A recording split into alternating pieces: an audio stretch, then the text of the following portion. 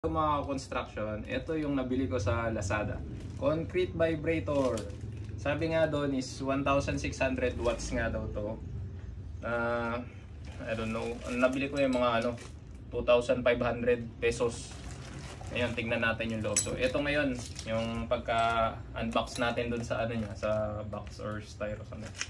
Ayan. So, tingnan natin yung loob. Pause. Ayan guys. So, nabuksan na nga natin yung package. Ito ngayon yung pinaka main machine niya.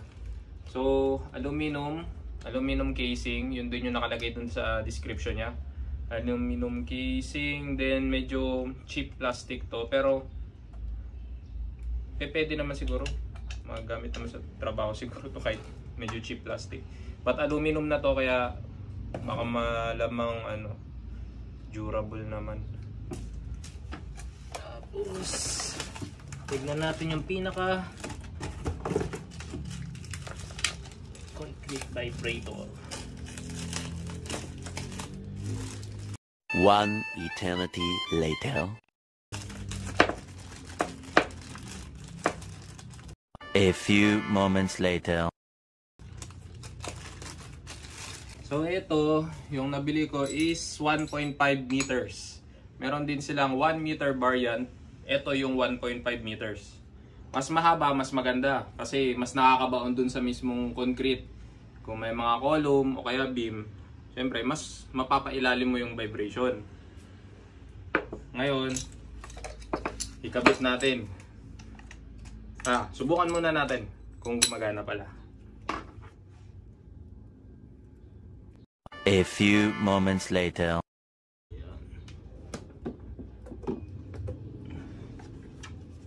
Subukan natin mga ka-construction. Ayan.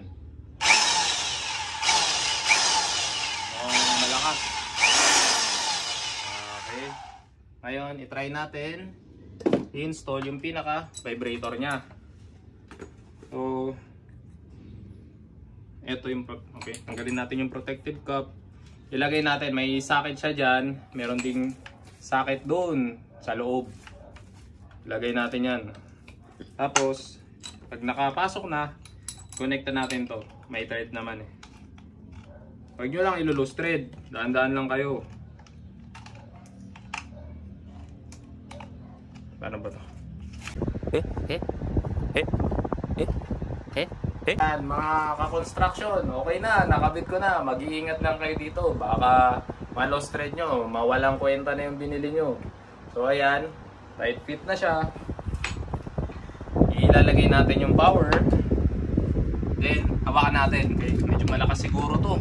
Ako, hindi pa rin ako nakagamit dito eh. Ayan, dahan-dahan lang. Mga construction, ginanto ko na para kitang-kita. So, pupush ko na to yung power niya.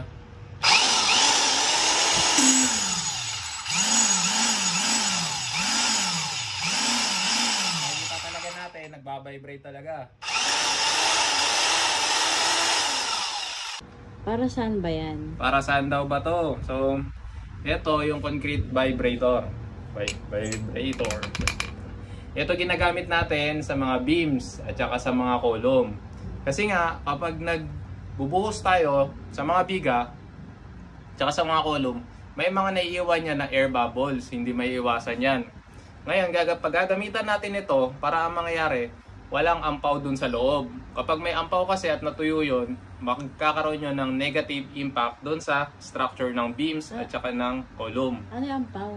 Yung ampaw, yung mga air bubbles dun sa loob, kailangan kasi yung pinaka-column mo is solid talaga yun, solid.